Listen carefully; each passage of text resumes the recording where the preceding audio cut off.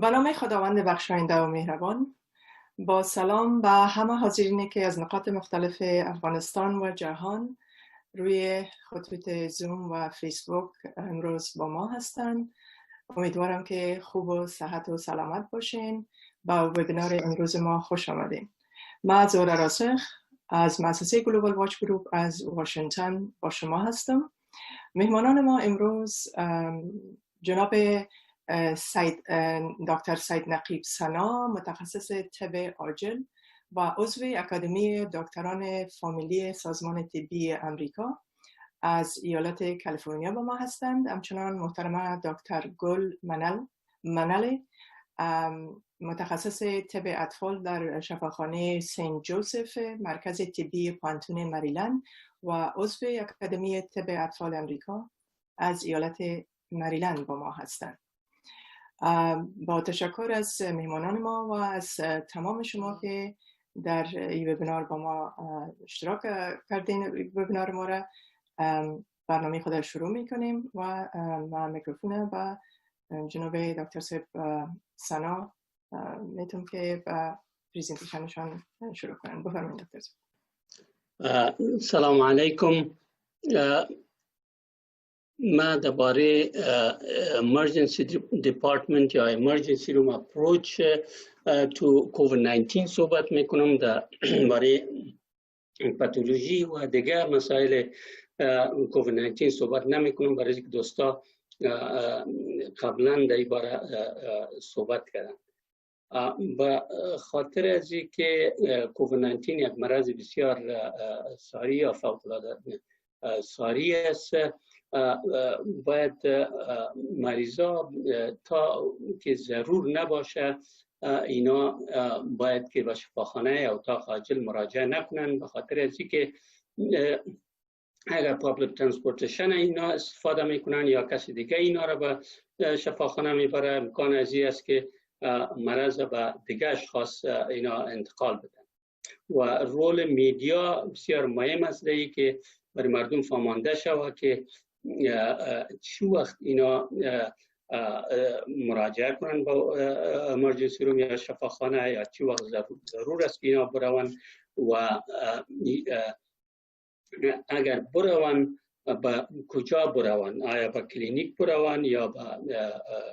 شفاخانه یا اتاق عاجل بروند. و یک سیستم تلفن مثل که در اینجا موجود است، اگر باشه در اونجا که هر کس با اونجا تلفن کنه یا نرس و یا پرسنل صحی اونا معلومات بده برش که آیا اجابه پذیر میکنه که این مریض به شفاخانه بیایه یا نبیایه و اگر بیایه و کجا این مریض بروه.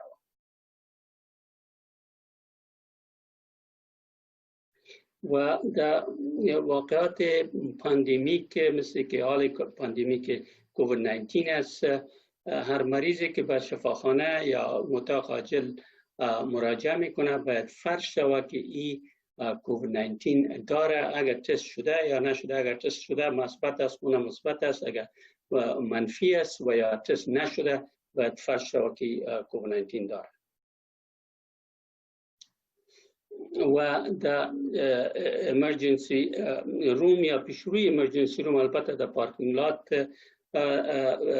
در صورتی که امکان داشته باشه و اگر نداشته باشه در قسمت شفاخانه یا از مریضای دیگه جدا باشه، در اونجا که مرکز یا یک ساحه تریاژ باید که ساخته شود که در اینجا شما میبینین که خیمه تریاژ است که در اینجا مریضا البته تریاژ میشه اول و بعد از او به خیمه دیگه یا ساحه دیگه که به نام ریسپیراتوری کلینیک ساخته شده به اونجا روان میشه یا یک مستقیم از اینجا به امرجنسی روم روان میشه. برای از اینکه 80% واقعات کووید-19 ما میتونیم که در کلینیک بدون از اینکه در امرجنسی روم اِوالویشن شود اونجا منیجمنت شود. و این خیمه تریاژ اگر پشت سر از این البته باز باشه، جریان هوا و قسمی باشه جریان هوا باشه و بهتر است و وقتی که اگر در هوای آزاد باشه نظر به شرایط اقلیمی بهتر است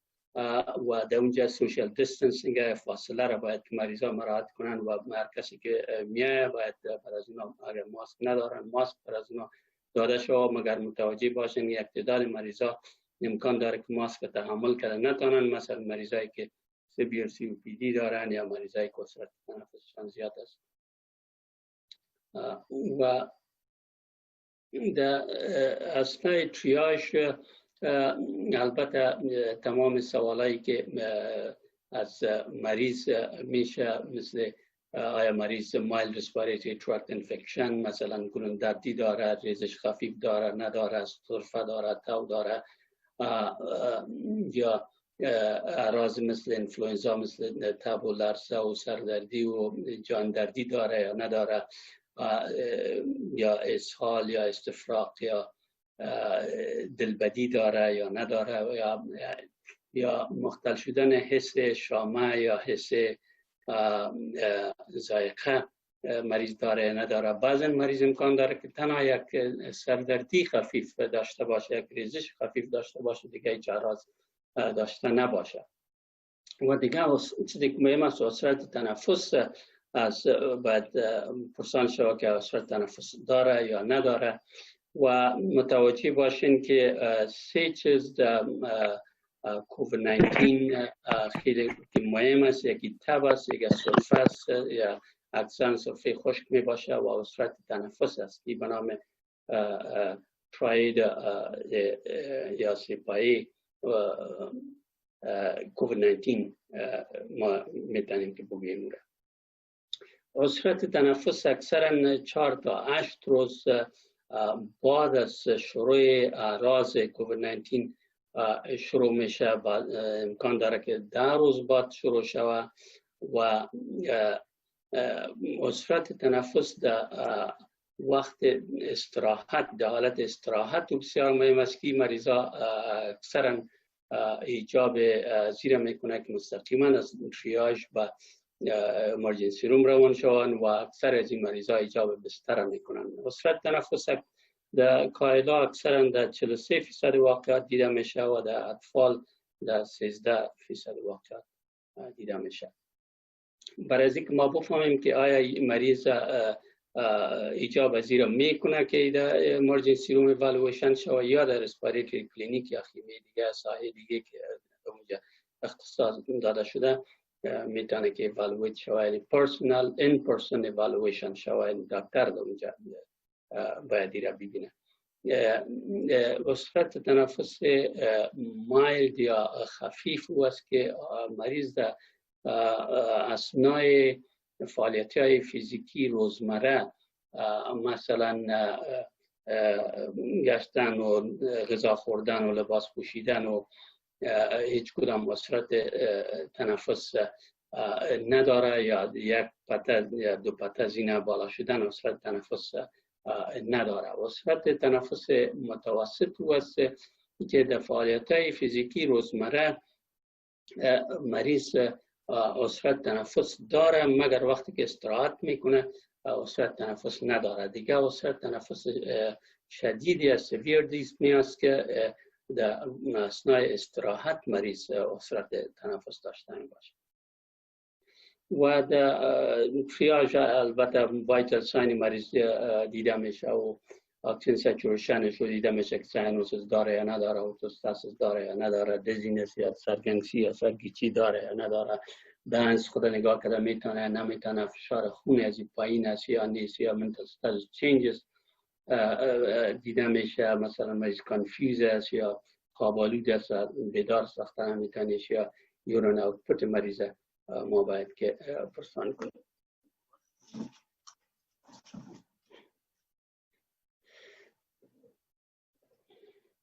و در وقت تریاژ البته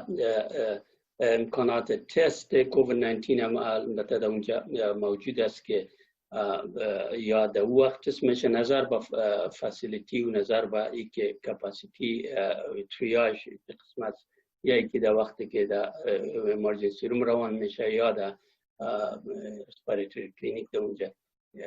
تست میشه. تست کووید 19 البته یکی تست PCR است که از سواب از دهن یا از بینی گرفته میشه و این تقریبا سنسیتیویتی از تقریبا 60 تا 75% است و فاز نگاتیو از 25 تا 40% است. از او خاطر تنها یک تست منفی کووید 19 دلالت به این نمیکنه که مریض کووید 19 نداره. دیگر تست انتیبادی است که ای برای تشخیص کووید 19 در امرجنسی روم از استفاده نمیشه.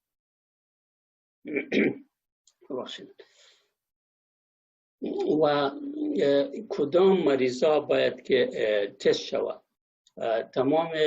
مریضایی که در شفاخانه بستر شدن به خاطر تکالیف دیگه هم اینا هم باید تست شوند. دیگه تمام مریضایی که سیمپتومز داره، مثلا تب داره و سرفه داره و اعراضی که بیشتر ذکر شد در تریاژی اعراض دارن یا وصل تنفس داره، درد عضلاتی داره و اینا همه باید که تست کووید 19 شوند. دیگه فرست ریسپاندرز یا کسایی که در امبولانس کار میکنن، کسایی که مریضا را انتقال میده، اینا اگر سیمپتومز داشته باشه، اعراض کووید 19 داشته باشه، اینا باید که تست شوند. دیگه کسایی که در بندیخانه یا در شلتر زندگی میکنن و اینا اگر اعراض داشته باشن، اینا حتما باید که تست کووید 19 شوند. ببخشید. دیگه تعداد کسایی هستند که اینا سیمپتوم ندارن مگر ایجاب پذیر میکنه که اینا باید تست کووید 19 شوند. این پرسنل صحی شفاخانه یا امبولانس یا کلینیک، چون اینا با تماس مریض می باشن، اینا وقتا فوقتا تست کووید 19 میشن که بعضی جایا در 2 هفته بعد، در اینجا اکثرا هفته یک مرتبه اینا برای کووید 19 تست میشن. دیگه کسایی که underlying medical condition دارن، مثلا severe COPD دارن، امراض قلبی ویایی، شکر که کنترل نشده باشه و فشار خونش کنترل نباشه، اینا اگر درخواست میکنن که تست شوند بدون از اینکه اعراض داشته باشن، اعراض کووید 19 اینا باید که تست شوند. دیگه کسایی که در جای مزدحم زندگی میکنن، مثلا در شلتر زندگی میکنن، اینا اگر اعراض نداشته باشن، مگر اینا درخواست میکنن باید که اینا تست شوند. مگر ای که هر کس تست شوه یا نشوه نظر به پلان که مملکت یا وزارت صحیه یا ریاست صحت عامه یا منطقه مملکت فرق میکنه. مثلا در بعض ممالک هر کسی که بخواه میتونه تست شوه یا هر کس تست میکنن، در بعض جایا تنها کسایی که اعراض مرض دارن اونا رو تست میکنن. دیگه در اثناء تریاژ باید که مریضا کاتگورایز شوند که یا های ریسک هستند یا مادرت ریسک یا لو ریسک هستند. کسایی که های ریسک برای سویر دیزیز هستند، کسایی که سنشان از 65 بالاست و اینا کسایی که ایمیون سپرست هستند و امراض مزمن ریوی دارن، کسایی که مادرت یا سویر اسما دارن، کسایی کاردیوواسکولار دیزیز با شمول فشار خونی کنترل نباشه، کسایی که اوبزیتی دارن که بیومایشان از 40 بالا باشه، کسایی که مرض شکر دارن که شکرشان کنترل نباشه، کرونیک لیور دیزیز، کرونیک کدنی دیزیز که ایجاب دیالیسیس میکنه، اینا باید اینا جمله های ریسک میاد. دیگه کسایی که تنباکو استفاده میکنن، کسایی که مادرت ریسک، کسایی هستند که سنشان از 20 تا 64 است و کدام کوموربیدیتی اینا که بیشتر ذکر شد اینا ندارن. و دیگه جمله مادرت ریسک کسایی هستند که سنشان از 20 پایین است، مگر اینا underlying medical conditions دارن مثل کسایی که در های ریسک ذکر شد. دیگه لو ریسک کسایی هستند که سنشان از 20 پایین است و هیچ نوع کوموربیدیتی یا underlying medical condition اینا ندارن. قسمی که بیشتر ذکر کردم البته خیمه در پادوی تریاج می باشه یا بعض اینجا نظر به کپاسیتیشان و ساحهشان البته برای هر مریض یک خیمه کوچک می باشه برای بنام رسپیراتوری کلینیک که در اونجا مریضا را ایوالویشن میکنن. در مریضایی که ایجاب پذیر نمیکنه که در امرجنسی روم مستقیما ایوالویشن شون در اونجا برای دکتر توسط دکتر دیده میشن. بعد از او اگر ایجاب پذیر میکرد که امرجنسی روم برن بعد از اونا روان میکنه. کسایی که به رسپیراتوری کلینیک اینا باید بروند در اوجا ایوالویشن شون کسایی هستند که مایلد دیسپنیا دارن، اکسیژن سچوریشنشون از 91 تا 94% است. کسایی که مایلد دیسپنیا دارن یا وسایل تنفس خفیف دارن و در های ریسک هستن اینا میتونن که در رسپیراتوری کلینیک ایوالویشن شون اول و کسایی که مادرت دیسپنیا دارن و وسایل تنفس متوسط دارن اینا در رسپیراتوری کلینیک میتونن که ایوالویشن شون اینا. و تمام مریضای دیگه که علائم و اعراض از اینا اینقدر شدید نیست که ایجاب پذیر بکنه که اینا در امرجنسی روم ایوالویشن شون، اینا میتونن که اول در رسپیراتوری کلینیک ایوالویشن شون. در رسپیراتوری کلینیک البته رسپیراتوری و سرکولیتوری استاتوس مریض چک میشه، یعنی ششای مریض چک میشه که آیا اینا اعراض و علائم نمونیا را دارن یا ندارن و قلب از اینا چک میشه و فشار خونشان ارتوستاسشان و اکسیژن سچوریشن از اینا در حالت استراحت و در حالت فعالیت فیزیکی چک میشه. و در اونجا مریض به خاطر امراض دیگی که و علائم و اعراض مشابه کووید-19 میده، به خاطر از مثلا انفلوئنزا یا استرپ انفکشن یا CHF یا تمام امراض دیگه که اعراض مشابه میده اونجا چک میشه که اگر ایجاب پذیر میکرد که امرجنسی روم در ایوالویشن شو بعد یا بستر ایجابش میکرد باز در امرجنسی روم روان میشه. و در امرجنسی روم اگر در رسپیراتوری کلینیک اگر مریض اکسیژن سچوریشنش پایین میشه و از 90% پایین میباشه اکسیژن در اونجا برای مریض داده میشه و این مریض ها اکثرا ایجاب بستر میکنن کسایی که اکسیژن سچوریشنشان از 90% پایین باشه. و در بعض جایا مریضایی که اکسیژن سچوریشنشان در روم ایر البته از 93 پایین باشه اینا ایجاب بستر میکنه. و در امرجنسی و کسایی که اعراض از اونا یا رسپیراتوری فانکشن از اونا در سابق وقتی که مریض شده بودن و صورت بسیار سریع وضعیتشان خراب میشه، نظر به هیستریشان وام باید که در امرجنسی روم ایوالویشن از باشه. و قسمی که بیشتر گفتم در رسپیراتوری کلینیک و مریض به خاطر دیگه تکالیف مثل انفلوئنزا و استرپ تروت یا استرپ انفکشن و کمیونیتی اکواید نمونیا، CHF، ازما، COPD اگزاسربیشن و حتی انگزایتی و پانیک اتک هم در اونجا ایوالویشن میشه که اگه ایجاب پذیر میکرد که مریض امرجنسی روم بره و روان میشه، اگه نه میتونه که مریض هم اونجا تداوی کنید و مریض خانه بره. نظر به وایتال ساین مریض، نظر به اکسیژن سچوریشن مریض، در حالت استراحت و در حالت فعالیت فیزیکی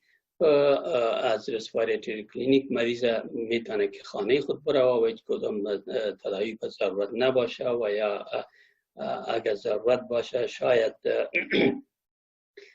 دوای درد و دوای تب به مریض بگیره یا مایعات بگیره و اگر تکلیف از اینا زیاد میشه اینا میتونن تلفن فالو اپ شوه یا توسط نرس و نظر به تکلیفشان یا مریض تلفن میکنه یا نرس تلفن میکنه که وضعشان خوب شده یا نشده یا ضرورت به است دوباره بیاین یا نبیاین یا یکی از رسپیراتوری کلینیک نظر به ضرورت مریض به امرجنسی روم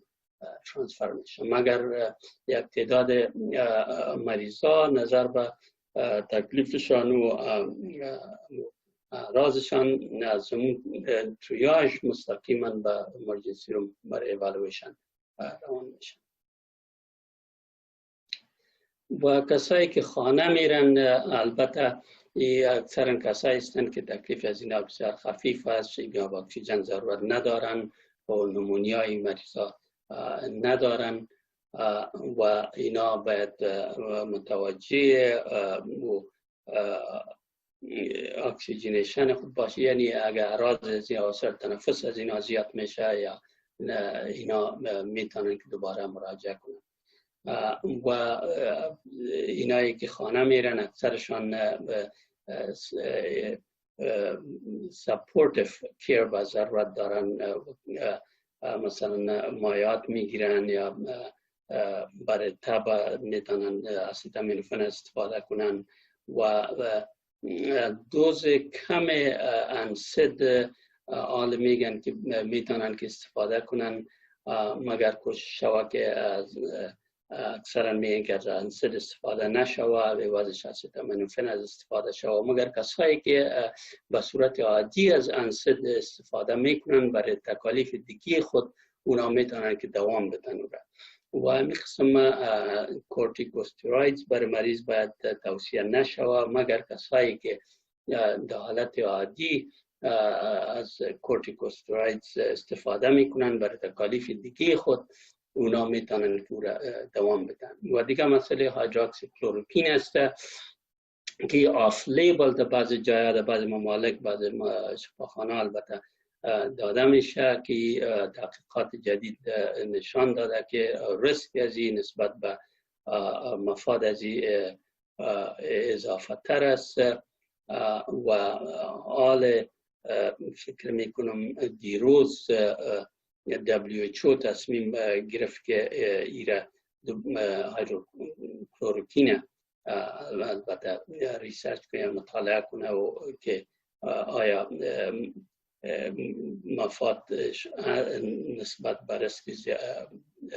بهتر است یا نیست. مگر اگر استفاده میشه از هایدروکسی کلوروکین 400 میلی گرم روز 2 مرتبه در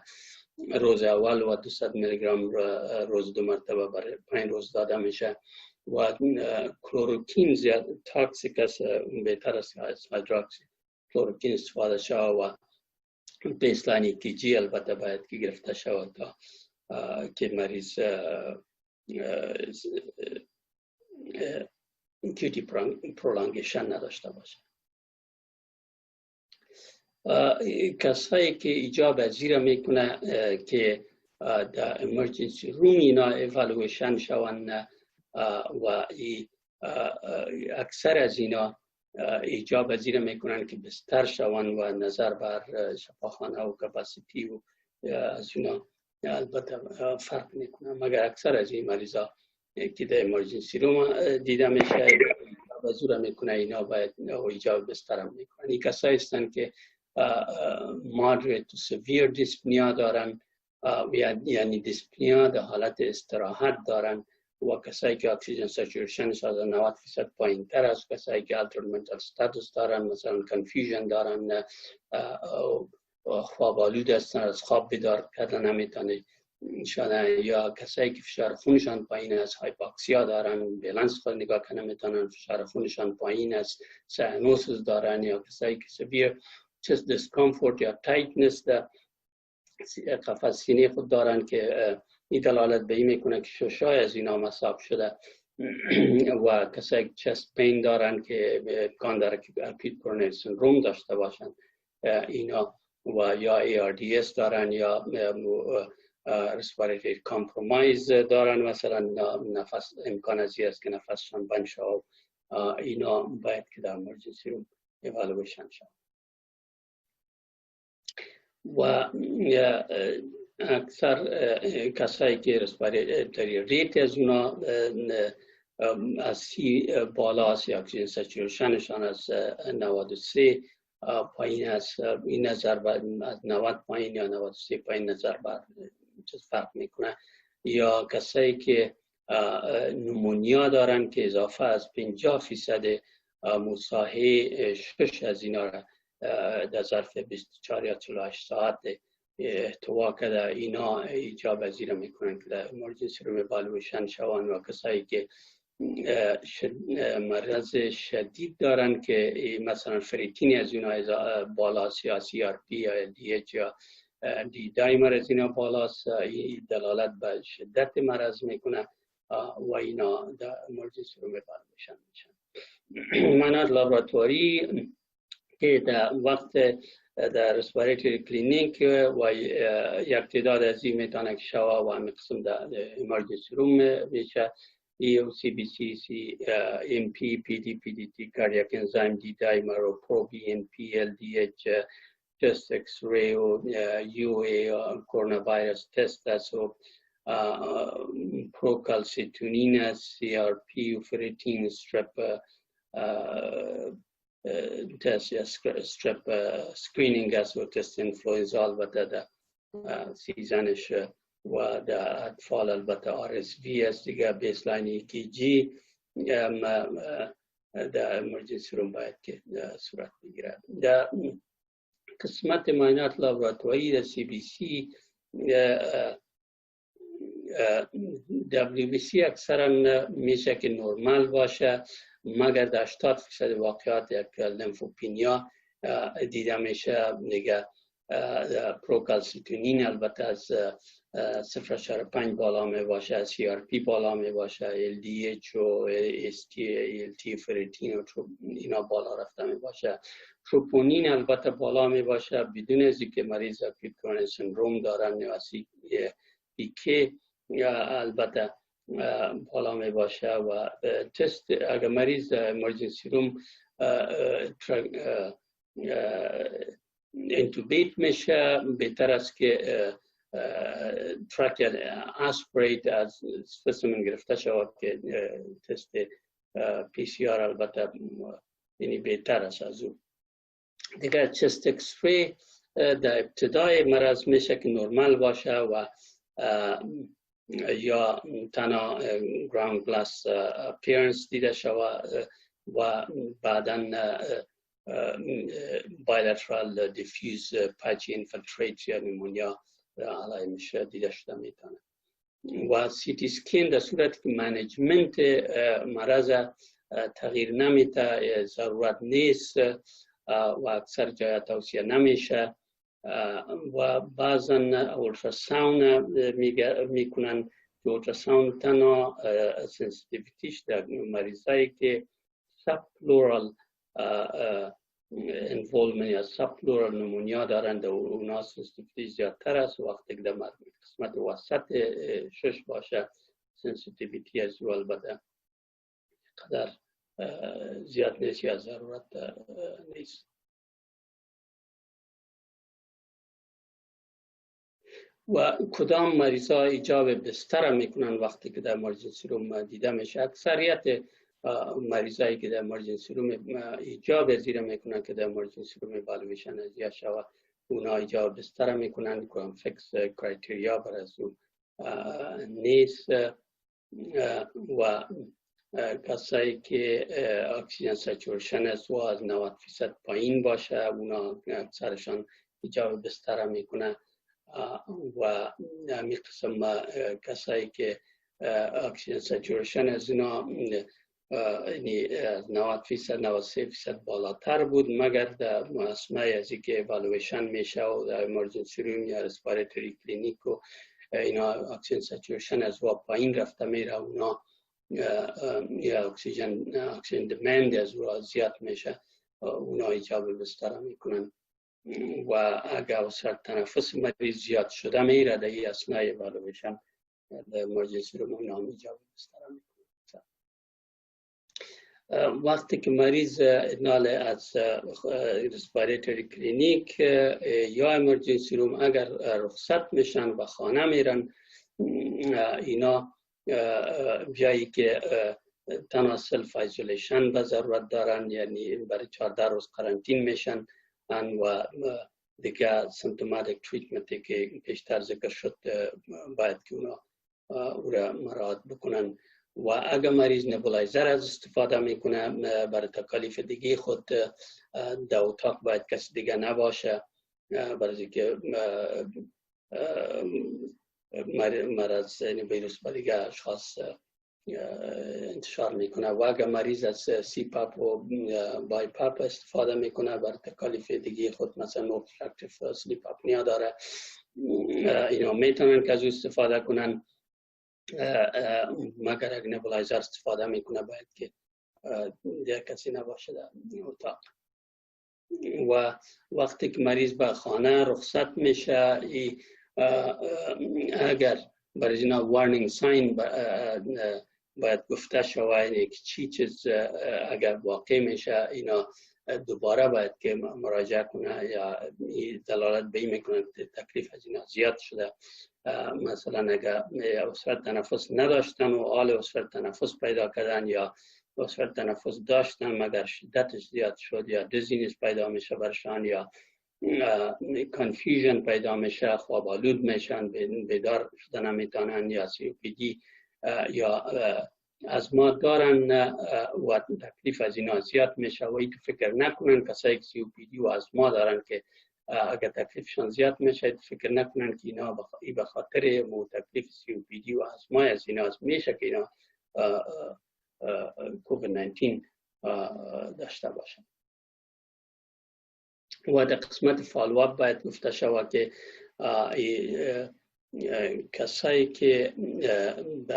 از شفاخانه خارج میشن، دیسچارج میشه، اینا در ظرف 1 یا 2 روز باید که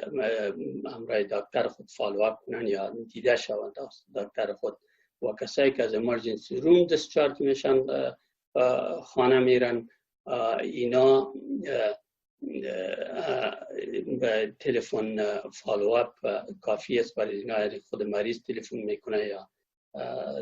نرس تلفن میکنه و از اول از ما خبرگیری میکنه. تشکر از توجهتان. وقت فکر میکنم تمام شده باشه. بسیار تشکر دکتر سنا. موضوعات بسیار مهمه به خصوص تریاژ و تشخیص های اولیه، مخصوصا در افغانستان که کرو کووید در حالت صعودی است، بسیار زیاد مهم است. یقینا که دکتر صاحبا از داخل افغانستان سوالاتی دارن، شما لطفاً با ما باشین تا در بخش سوالات بازم شما